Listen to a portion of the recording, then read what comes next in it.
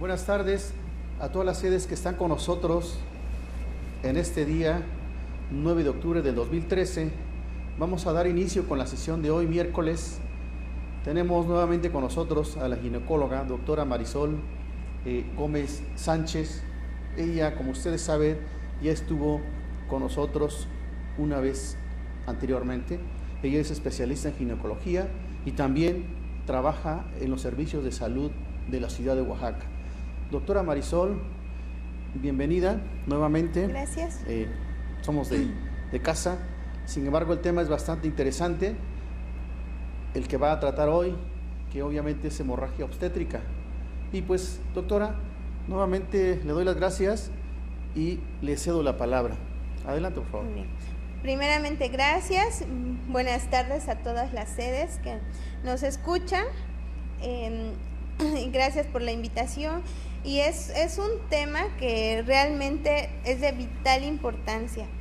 La segunda causa de muerte materna en nuestro estado, no solamente en nuestro estado, sino a nivel de todo nuestro país, es un tema fundamental, es un tema álgico y de observancia, y es un tema en el cual podemos aplicar muchas maniobras preventivas e incluso de tratamiento, incluso terapéuticas. Bueno, el tema que hoy expondremos es hemorragia obstétrica posparto. Bueno, solo para empezar, unos datos estadísticos a fin de que nos sensibilicemos por qué es tan importante los eventos hemorrágicos después del parto. Tenemos aquí un cuadro comparativo entre el 2012 y el 2013 y nuestros porcentajes de defunciones. La hemorragia materna, la hemorragia obstétrica, sobre todo la que se presenta en las primeras 24 horas o en la primera semana del parto, ha abarcado, en el 2012 teníamos 17 defunciones y un porcentaje de 60%. En el 2013, aunque disminuyó aproximadamente a un poquito menos de la mitad, tenemos todavía 7 defunciones hasta la semana 25, que es el dato que tenemos acá, la semana epidemiológica 25, todavía representaban el 36.8% y aún faltaban todavía unas otras 25 semanas más. O sea, si en el resto de este año se presentan el mismo número, estaremos igualando el porcentaje del año pasado. Los trastornos hipertensivos del embarazo se presentaron tres defunciones en el 2012 y que fueron el 10.7%.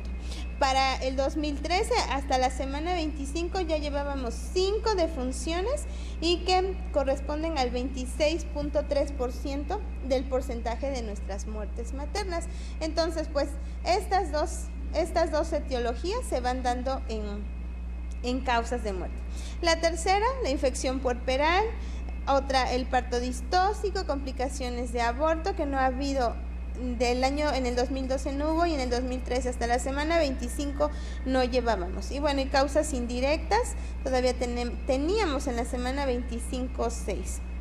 Entonces tenemos, según la causa, desde el 2007 la hemorragia era la reina de las muertes maternas. Aproximadamente 3/4 partes de nuestras muertes maternas eran debido a ella. 2008 persistía, ganaba un poquito más los trastornos hipertensivos. En el 2009 de nuevo, 2010 de nuevo se presenta una prevalencia en la muerte materna como causa de hemorragia obstétrica. Otra en el 2011, 2012 disminuye levemente. En el 2013, ¿qué ha pasado? Hasta la semana 25 que teníamos información, todavía 1/4 parte de nuestra población era debido a los trastornos hipertensivos, sepsis, parto obstruido, y disminuyó la hemorragia hasta un 16%. Entonces, todo esto debido a funciones, acciones que hemos implementado. Ahora, ¿en qué etapa de ocurrencia pasan más las muertes maternas? En el 2007 teníamos que se presentaban casi la mitad en el puerperio. 2008 casi 3/4 partes de las muertes maternas en el puerperio. más que en el embarazo y más que en el momento del parto. 2009-2010, ni se diga, la mayoría de nuestras muertes maternas fueron en el puerperio, y ya sea en el puerperio inmediato o en el mediato. 2011 igual un 63%, 2012 y en el 2013 persiste casi 3/4 partes de nuestra población o de las causas de muerte materna se están presentando en nuestro puerperio. De ahí la importancia de vigilar la hemorragia obstétrica posparto. Algunas consideraciones en cuanto a definición. Las pérdidas sanguíneas cuando en el parto por vía vaginal superan los 500 mililitros, se habla de una hemorragia obstétrica. Cuando superan los 1000 mililitros en una cesárea, se habla de hemorragia obstétrica y la podemos encontrar de manera temprana o primaria cuando se encuentra en las 24 horas posparto, es decir, en las 24 horas siguientes en nuestro puerperio inmediato están presentándose el 97% de las complicaciones y de manera tardía o secundaria de las 24 horas posparto hasta la semana 12 posparto en menor proporción. Pero vemos que en las primeras 24 horas es la etapa crítica. Y bueno, tenemos una mnemotecnia para identificar la etiología de las hemorragias obstétricas. La mnemotecnia de las 4 T's. Y tenemos que la primera T, la mayor causa de las etiologías es debido a alteraciones en el tono uterino, por la atonía uterina. La siguiente T, debido a traumas, aproximadamente un 20%, por laceraciones, desgarros, presencias de hematomas en canal de parto, desgarros del cérvix o por inversión uterina. En menor proporción, alteraciones del tejido, es decir, que tengamos retención de placenta, retención de restos placentarios o hasta una complicación más grave placentaria que es el acretismo. Y estas corresponden aproximadamente en un 10% de nuestras etiologías. Y en cuanto a alteraciones de la trombina, es muy bajo el porcentaje, que son coagulopatías. Alteraciones de los factores de coagulación, estados que nos conllevarían a eventos hemorragíparos como alteraciones de plaquetas, trombocitopenias, púrpuras. Empezamos por la primera T, la reina de las hemorragias obstétricas, la atonía uterina. Esta va a ser la pérdida o falla del útero para contraerse espontáneamente después del parto. Entonces, evidenciamos a la palpación abdominal un útero flácido como de características auladas y que usualmente lo encontraremos por arriba de la cicatriz umbilical. Podemos tener factores de riesgo o identificar factores de riesgo que nos pueden hacer sospechar o tomar alguna medida profiláctica para disminuir la atonía. Entonces, tenemos factores asociados a sobredistensión de la cavidad uterina. Estos son, por ejemplo, el polidramnios.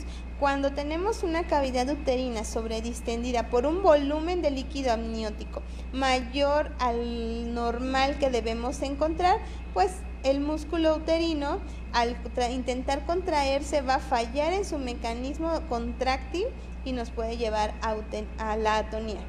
Otra es el embarazo múltiple, los gemelos o el embarazo de orden fetal, 2 productos, 3 productos. A medida que se vaya sobredistendiendo más nuestro miometrio, nuestra fibra muscular, pues obviamente va a ser más difícil que lleve a cabo todo su proceso contráctil. Otra, los productos macrosómicos. Productos, o mejor dicho, en la exploración genital, en la exploración abdominal, valoramos que nuestro fondo uterino sobrepasa los 32 centímetros de un embarazo normal, podemos inferir o que se trata de un producto macrosómico o que se trata de un polidramnios.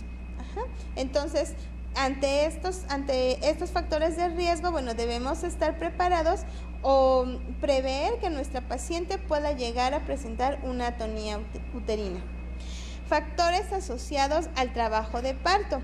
Por ejemplo, en pacientes que se les induce el trabajo de parto, o sea, pacientes que no han desencadenado espontáneamente todos los mecanismos naturales para la contractilidad uterina, lleva a cabo esta por medio de uterotónicos. Entonces, al estimular de manera artificial, no se han sopesado los mecanismos que nos van a dar la contractilidad adecuada. Entonces, una inducción de trabajo de parto es un factor de riesgo para una atonía uterina. También un expulsivo prolongado. Igual, al estar teniendo una contractilidad sostenida en un expulsivo, igual nuestro miocito del miometrio se cansa, se agotan sus reservas de calcio y nos puede llegar a una atonía. Un parto precipitado también, donde no ha habido una adecuada contractilidad, pero la dilatación fue súbita, nos puede llevar a una atonía.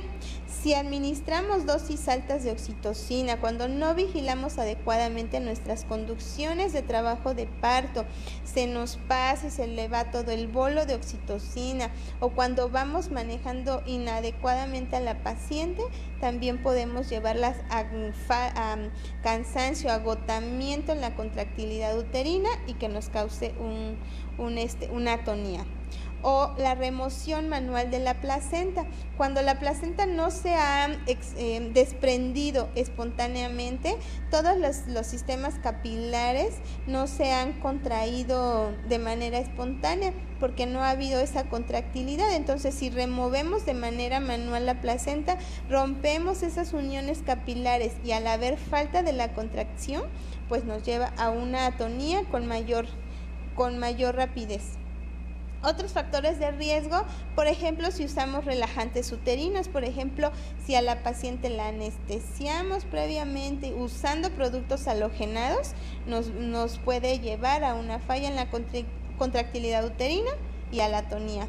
O por el contrario, si tenemos una paciente, por ejemplo, hipertensa, con datos de irritación cortical, o por el contrario, que ha convulsionado y la estamos teniendo con una prevención anticomicial con sulfato de magnesio. El sulfato de magnesio es un relajante muscular, es un tocolítico, entonces nos va a abolir las contracciones y al momento del expulsivo nos puede causar una atonía uterina.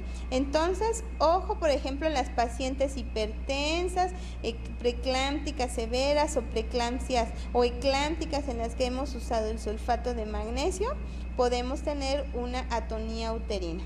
Y bueno, hay otros factores intrínsecos que estos no los podemos prever y se presentan de manera súbita, como por ejemplo una hemorragia posparto previa, ¿no? Tiene antecedente de una hemorragia previa en un evento obstétrico anterior, entonces, ojo, podemos presentar nuevamente una hemorragia obstétrica. Un abruptio placentae, es un desprendimiento de placenta. Probablemente nuestra paciente era hipertensa o ante algún trauma, se desprende la placenta y nos lleva a una relajación súbita del útero, incluso se puede ver infiltrado por sangre y hacernos una coagulopatía. Una placenta previa también es un riesgo para la atonía uterina porque se desprenden los vasos sobre el segmento y no se lleva a cabo adecuadamente la contractilidad uterina, nos puede causar atonía. La obesidad se ha visto como un factor intrínseco, pues por mecanismos hormonales. Y la edad se ha visto que en mujeres arriba de los 35 años son más propensas a presentar atonías uterinas. Bueno, ¿cómo lo vamos a manejar los líquidos intravenosos y los uterotónicos al presentar o al identificar una atonía uterina? Primero, administración de cristaloides, de preferencia 15 mililitros cada 30 minutos hasta contar con una TA de 90 milímetros de mercurio y un pulso firme. Un pulso bien palpable. Y de preferencia iniciamos con la regla o la proporción de 3:1. Por cada mililitro de sangre que perdimos, vamos a infundir 3 veces más. Es decir, si perdimos aproximadamente unos 500 mililitros, vamos a administrar de cristaloides 1500. Si perdimos 1000 mililitros de sangre, pues vamos a infundir 3000 mililitros de cristaloides. Pueden ser solución Ringer lactato, fisiológica, nada más. O incluso si la TEA no mejora, podemos infundir expansores del plasma, como la solución de gelatina, el Hemacel. Uterotónicos, la oxitocina, nuestro uterotónico por excelencia y en la cual contamos en todas las unidades de salud básicas, llámese de primer nivel. Por lo menos tendremos a la mano la oxitocina y la vamos a infundir a una dosis de 80 miliunidades por minuto. Esto es, vamos a diluir 20 unidades, es decir, 5 ampolletas en 500 mililitros de solución salina al 9% y vamos a infundirlo a 125 mililitros por hora, de preferencia en bomba de infusión.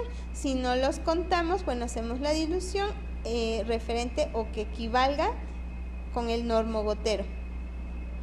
Nuestra segunda línea de acción, ya se me fue. Nuestro segundo medicamento de acción es la ergometrina, ¿sí? Nuestra ergonovina, ampolletas de 0.2 miligramos en cada ampolleta. La vía de administración de este medicamento es intramuscular y podemos aplicar una segunda dosis a los 20 minutos después de valorar nuestro tono uterino. Y podemos continuar después 0.2 miligramos, igual intramuscular cada 4 horas, hasta un total de 5 dosis como una dosis máxima en 24 horas. Ojo, si no hay hipertensión, la ergometrina está completamente contraindicada, está prohibida en pacientes con trastornos hipertensivos. La ergometrina es un derivado del cornezuelo de centeno. El cornezuelo de centeno es un irritante para el sistema cortical, entonces nos va a provocar un vasoespasmo severo. Es muy potente el efecto de la ergometrina, causa una vasoconstricción, o sea, causa una contractilidad no solamente del miometrio, sino a nivel del sistema muscular de toda nuestra vasculatura. Entonces nos puede llevar a una contractilidad, un vasoespasmo súbito, una interrupción de la circulación cerebral y darnos episodios contráctiles, convulsivos. Entonces, contraindicado en pacientes con hipertensión. El siguiente medicamento en nuestra línea de acción son las prostaglandinas. Si contamos en nuestra unidad, se pueden aplicar hasta 800 microgramos o hasta 1 miligramo, que serían de 4 a 5 tabletas vía rectal, para mejorar el tono uterino. Otra de las estrategias para mejorar el tono es el uso de balones. Puede ser el balón de Bacri, que es muy caro, casi no contamos con él en nuestras unidades, y nuestro balón genérico. Ahorita les voy a explicar cómo se realiza nuestro balón genérico. Bueno, las consideraciones de nuestro balón de Bacri. En Estados Unidos lo identifican con las siglas SOS, como que es nuestra medida de auxilio o nuestra terapéutica de auxilio. Y en inglés es Surgical Obstetric Silicone, o sea, es un silicón obstétrico quirúrgico. Y está aprobado por la FDA ampliamente de su uso sin ninguna contraindicación en cuanto a la elaboración en cuanto al material de elaboración. Está hecho de silicón, tiene una sonda con un lumen de 24 French y tiene en promedio 54 centímetros de diámetro.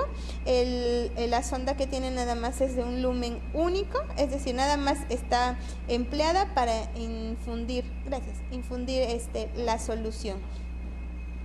Y se llena con 300 mililitros.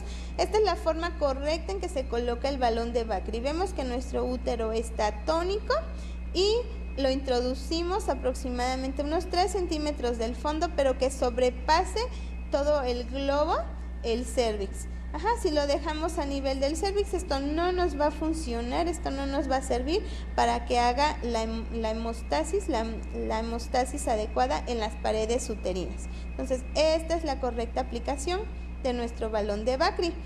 En nuestros servicios de salud, el balón de Bakri es muy caro, entonces no contamos con él, pero podemos hacer nuestro balón de Bakri genérico, nuestro balón con preservativo. Y contamos, en la mayoría de nuestras unidades, tenemos una sonda Foley,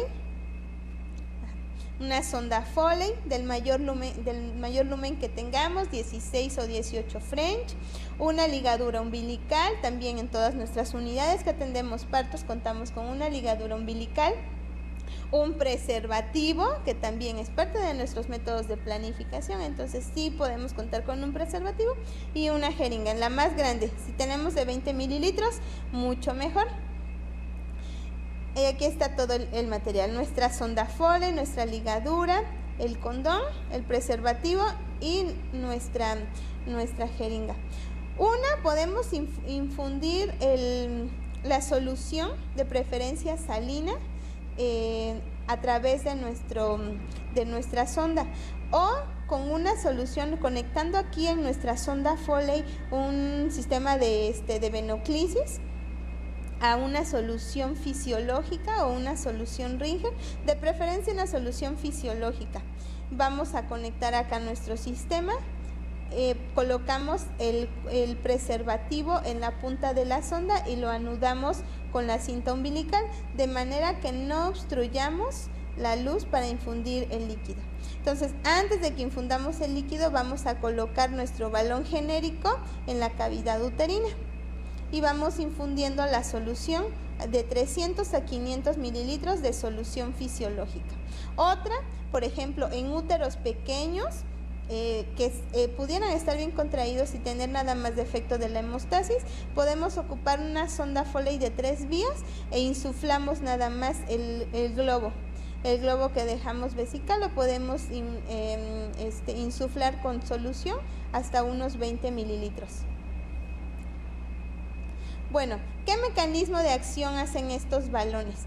Estos balones funcionan como un sistema de taponamiento.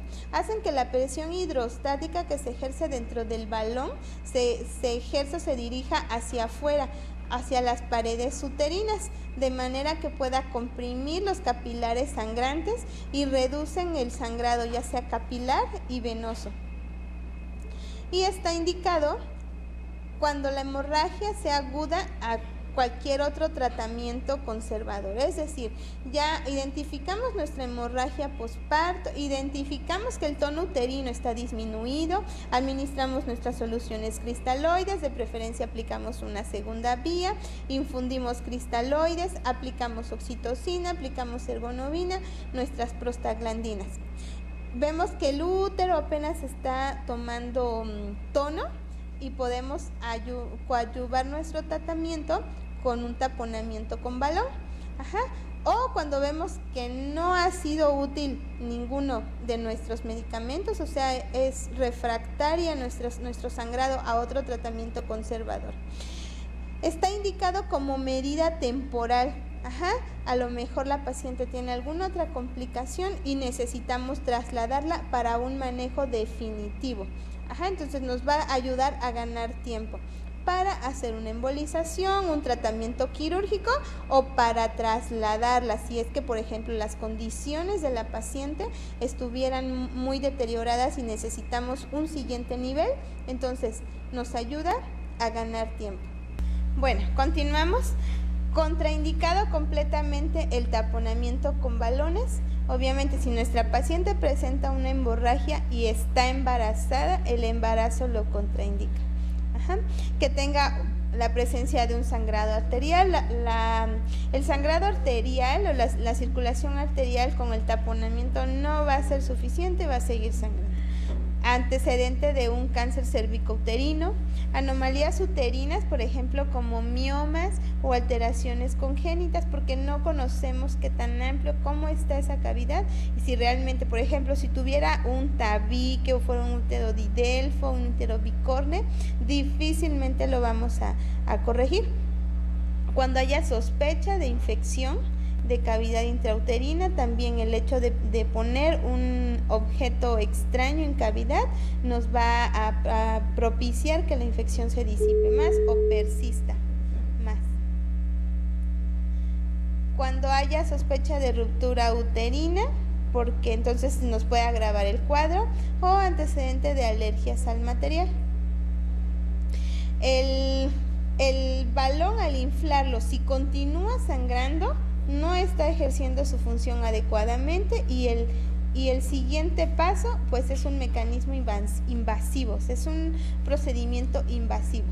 Para realizarlo esto pues hay que aplicar antibióticos, uso de uterotónicos como la oxitocina, que es el de elección y el con el que más contamos en las unidades, monitorización de los signos vitales, de preferencia cada 5 minutos, vigilar el balón, de preferencia entre las 8 y 24 horas, y podemos dejarlo hasta una permanencia hasta 82 horas si no hay ninguna contraindicación, y obviamente aplicar analgesia. Las tasas de éxito en las cesáreas hablan hasta de un 57%. Si en la cesárea se presentara una hemorragia obstétrica y aplicando el balón, podemos tener una tasa de éxito de hasta del 57%. En el parto vaginal, aproximadamente el 100% remite con la aplicación de un taponamiento por balón. Esto se ha visto que es una vía más rápida, es menos invasivo y es poco costoso, dado que lo podemos realizar con materiales que contamos en nuestras unidades, que son básicos, no únicamente el balón de Bacri. El balón de Bacri así como tal no lo contamos a nivel del sector salud, solamente en un segundo nivel, pero podemos implementar nuestro balón genérico y es bastante útil. Bueno, ¿qué complicaciones podemos encontrar del uso de un balón? Una, la perforación. Si por ejemplo tuviéramos una infección que no identificamos, un antecedente, por ejemplo, de una enfermedad pélvica, que podemos aplicarlo inadecuadamente y podemos perforar el útero. Un trauma cervical, si no estamos capacitados en la aplicación, en la colocación, y lo colocamos de manera incorrecta, como ya les mostré en la imagen previa, que quede por afuera del cérvix, podemos llegar a lesionarlo. Infección, si hay previamente una infección, o si hay datos de vaginitis o vaginosis previamente, pues podemos condicionar a que las bacterias asciendan. O pues el riesgo de ruptura. Otra técnica, otra maniobra que podemos hacer en nuestra sala de partos es el pinzamiento de arterias uterinas. Esta es una opción muy viable y de hecho lo describen en los libros desde 1955.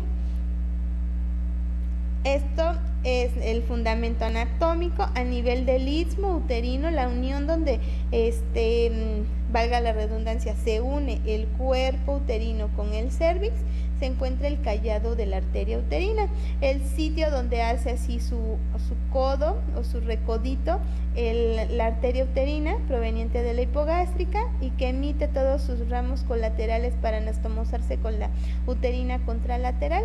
Entonces, hemos visto que el riego sanguíneo o el riego del útero en un 80% proviene de la arteria uterina. Entonces, podemos pinzar a este nivel ambas uterinas y disminuir el flujo sanguíneo, de manera que nos dé tiempo, nos ganemos tiempo para hacer alguna otra maniobra. Bueno, el equipo que necesitamos son 2 valvas, pueden ser 2 valvas de Doyen, o incluso nuestro espejo vaginal lo podemos desarticular y utilizarlo como valvas.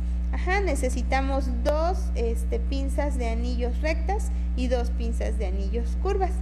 Y recientemente el doctor Sea del INPER pues ya la publicó en un artículo y se quedó con el epónimo de técnica Sea. Ajá. Entonces la técnica nos dice que colocamos nuestras valvas, tanto la superior como la inferior, visualizamos nuestro cérvix y vamos primero a tomar el labio anterior y el labio posterior con nuestras pinzas de anillos rectas, de manera que traccionemos hacia afuera y hacia abajo y evidenciemos primero el ángulo, la unión ísmica del lado derecho. Lo percibimos, casi es un procedimiento a ciegas. Entonces percibimos con nuestro dedo la zona donde hace este acodamiento la uterina, pinzamos con una de anillos. Nos vamos al siguiente lado, el lado izquierdo, y pinzamos con otra pinza Foster, curva. Podemos mantener nuestro pinzamiento uterino hasta por 24 horas, obviamente. Podemos o nos da tiempo para empezar a implementar otras medidas. Debemos de colocarle una sonda Foley a nuestra paciente a fin de controlar y vigilar su uresis y vigilar pues que realmente el estado de perfusión de nuestra paciente, el estado hemodinámico sea el adecuado. Aquí por ejemplo están nuestras pinzas del pinzamiento uterino, nuestra sonda Foley, o puede ser la sonda de nuestro balón genérico, y otra sondita que colocamos acá, que puede ser también la del otro balón genérico.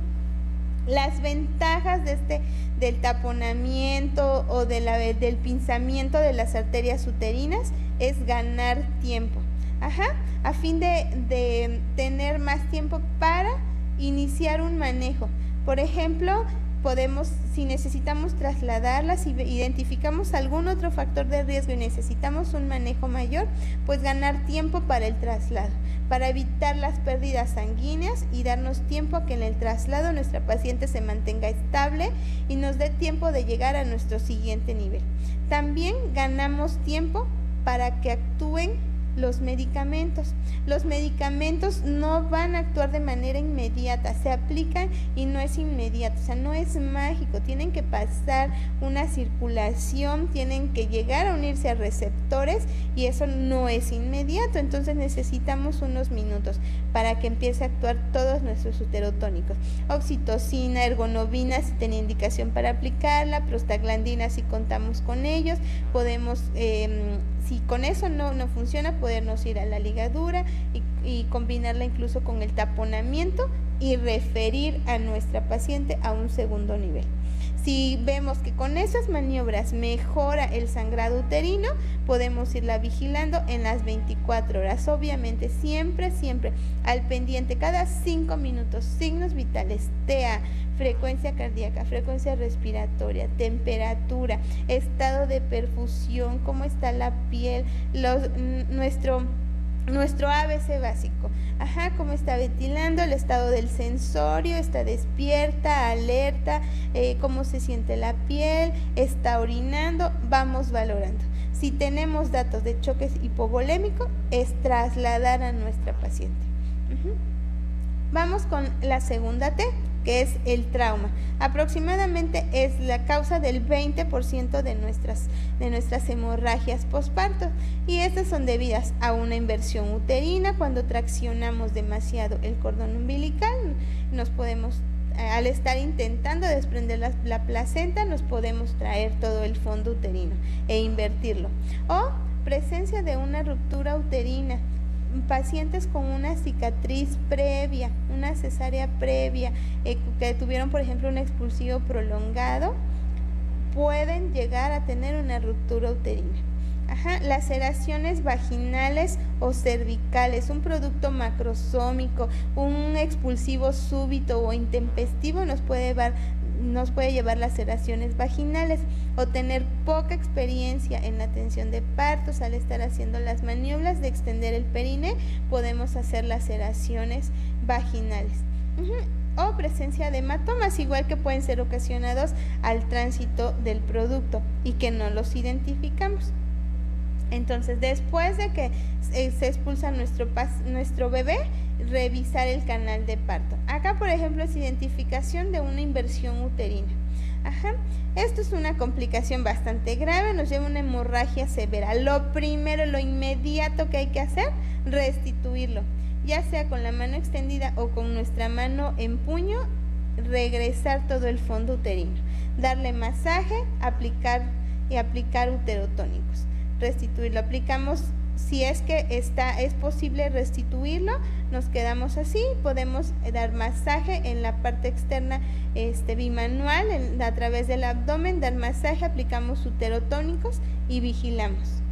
Si nos cede, podemos aplicar nuestro sistema de taponamiento por balón de Bacre, por balón genérico, nuestro pinzamiento y trasladamos. Lesión cervical, esta también es fácil de identificar con nuestras pinzas de Foster, las pinzas de anillos, traccionamos el cervix, identificamos el sitio donde está sangrando, si hay alguna laceración la podemos suturar. Igual con nuestras valvas de Doyan nos apoyamos o con las mismas valvas del espejo vaginal. Nuestra tercera T, en menor proporción de un 10%, hemorragias debidas a tejidos, a la persistencia de tejidos en cavidad. La maniobra, extraerlos. Una, va a seguir sangrando. Si por ejemplo tuviera un acretismo placentario, puede ser un acretismo focal, quedarse unido un cotiledón, hacer un mal alumbramiento, una mala atención del tercer periodo de trabajo de parto y pueden quedarse restos. Entonces la maniobra es extraerlos, hacer una revisión sistemática de la cavidad uterina y también puede deberse a un alumbramiento incompleto. El acretismo placentario sí es una causa de complicación mayor que requiere traslado, referencia a segundo nivel. Nuestra cuarta T es en menor proporción, de 1 a 3%, es muy poquito. Trombina, alteraciones del estado de coagulación, coagulopatías, trastornos en la cuenta de plaquetas o en la agregación plaquetaria. Pueden ser defectos previos, alteraciones previas como una trombocitopenia, una púrpura, defectos hemostáticos, defectos en los factores de coagulación. También si la paciente cursa con algún grado de preeclampsia, nos puede llevar a una hemorragia obstétrica.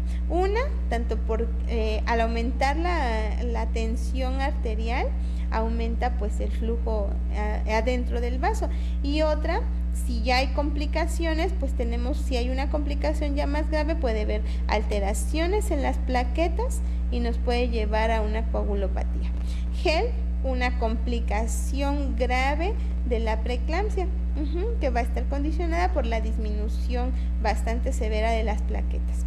La presencia de un óbito.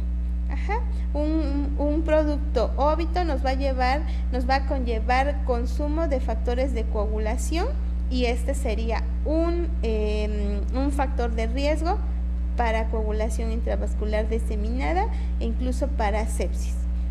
O si la paciente ya previamente presentaba algún episodio infeccioso severo que condicionara sepsis, este nos puede llevar también a coagulopatía, a una coagulación intravascular diseminada. Bueno, ¿cuándo transfundimos?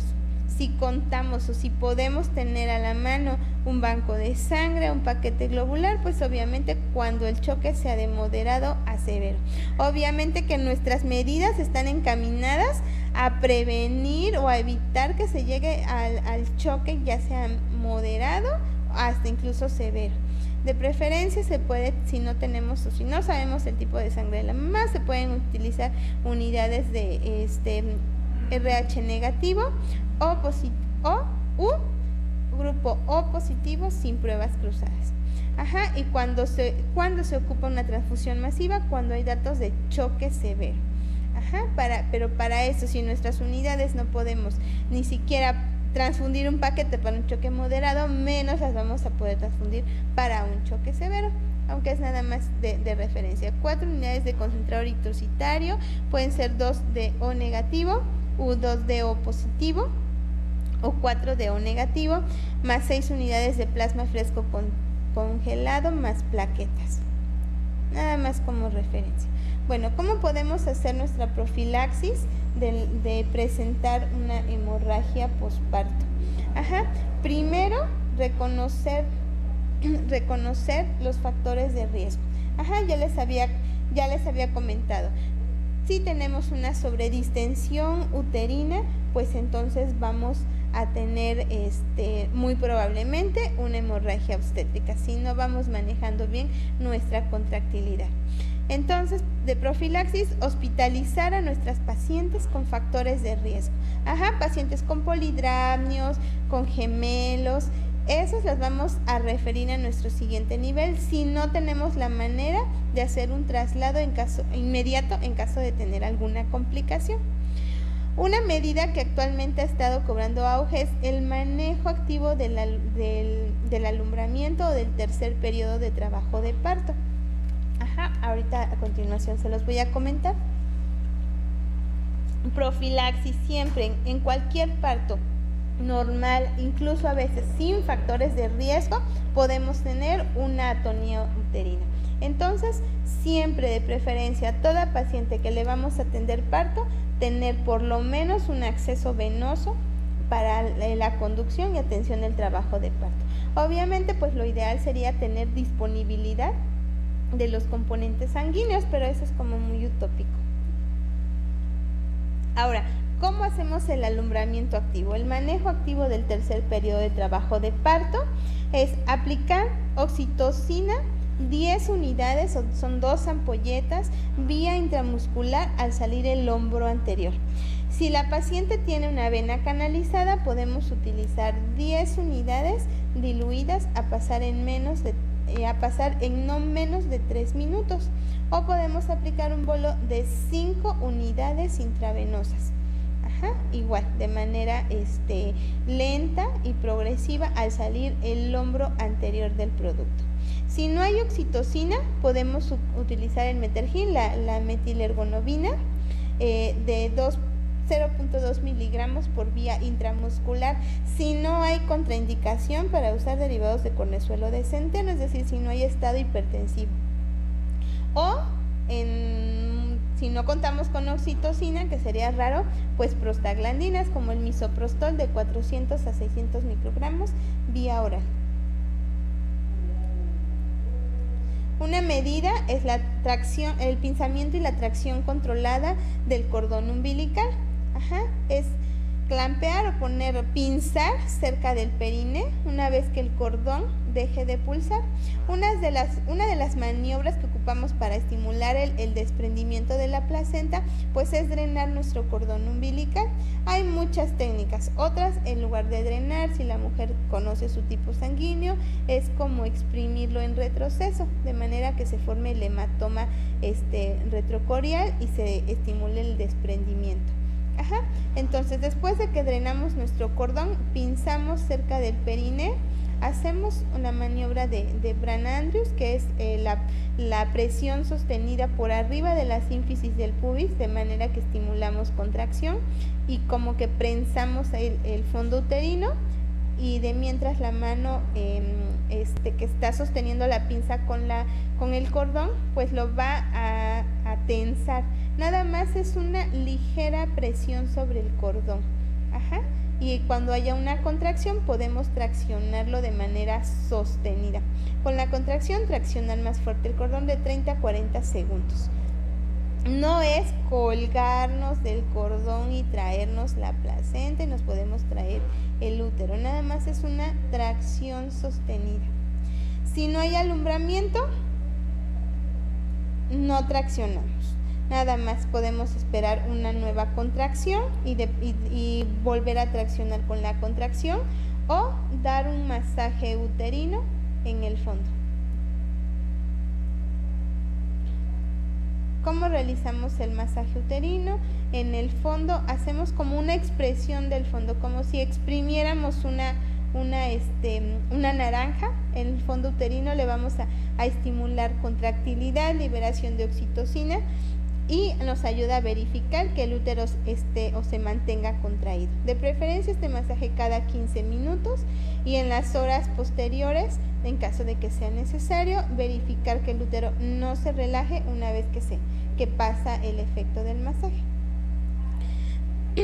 Ahora, ¿qué maniobras vamos a hacer para evaluar el estado de choque? Las maniobras a hacer cuando observamos una hemorragia obstétrica. Independientemente de la causa, se debe de realizar una reanimación adecuada de líquidos. Primero, evaluar el sensorio, el estado de alerta de nuestra paciente. Que esté bien despierta, que nos responda, orientada en las 3 esferas, tomar el pulso, los signos vitales, verificar la TA y en base a esto vamos a evaluar el estado de choque. Si contamos con un tanque de oxígeno, colocarle unas puntas de oxígeno, colocar nuestro lineamiento de hemorragia obstétrica. Nos dice que ante una hemorragia obstétrica canalizar 2 vías, de preferencia con un Yelco 16 que nos asegura una infusión aproximadamente en promedio de 200 mililitros por minuto. Aplicar líquidos endovenosos de una proporción de 3:1, sonda Foley a derivación para vigilar la uresis y evaluar nuestra perfusión, y nos vamos a evaluar la causa del sangrado. Ante el primer signo de choque que nosotros identifiquemos en nuestra paciente, código rojo. Vemos que el sangrado, evaluamos que nuestro sangrado ha sido más de 1000 mililitros, entonces se está chocando la paciente porque evidenciamos el sangrado. No necesariamente tiene ya un choque severo y no necesariamente necesitamos llegar a un choque severo para aplicar maniobras. Entonces tenemos aquí nuestra tablita para evaluar nuestro estado de choque. Un choque leve, o mejor dicho, un choque compensado lo podemos manejar en nuestra unidad, incluso hasta un choque leve. Si empezamos a notar que del choque leve con nuestras maniobras no es suficiente, trasladar a nuestra unidad. Entonces tenemos en porcentaje de la pérdida del volumen para una mujer con un peso promedio entre 50 y 70%, cuando se ha perdido aproximadamente del 10 al 15% de su peso, ha habido una pérdida aproximadamente de entre 500 y 1000 mililitros. Entonces evaluamos el estado de alerta, nuestro sensorio, está despierta, consciente, orientada, nos responde, está normal. El estado de perfusión, vemos la piel hidratada, las conjuntivas se encuentran normales, el pulso se encuentra normal, nuestra presión sistólica está arriba de 90, entonces podemos hablar de un choque compensado, porque no se han alterado nuestra perfusión, nuestros signos vitales se mantienen, pero evidenciamos que ha tenido una pérdida mayor de lo esperado en el evento, entonces se compensó. Transfusión no requerimos. Tenemos una pérdida hasta del 25% del peso de la paciente, que sería arriba de 1000 hasta 1500. El sensorio la podemos encontrar normal, sin alteraciones o agitada. Vemos que la piel está pálida, sentimos frialdad de faneras, el pulso lo podemos encontrar un poquito elevado, hasta 100 latidos por minuto. La presión sistólica se mantiene entre 80 y 90. Podemos hablar de un grado de choque leve.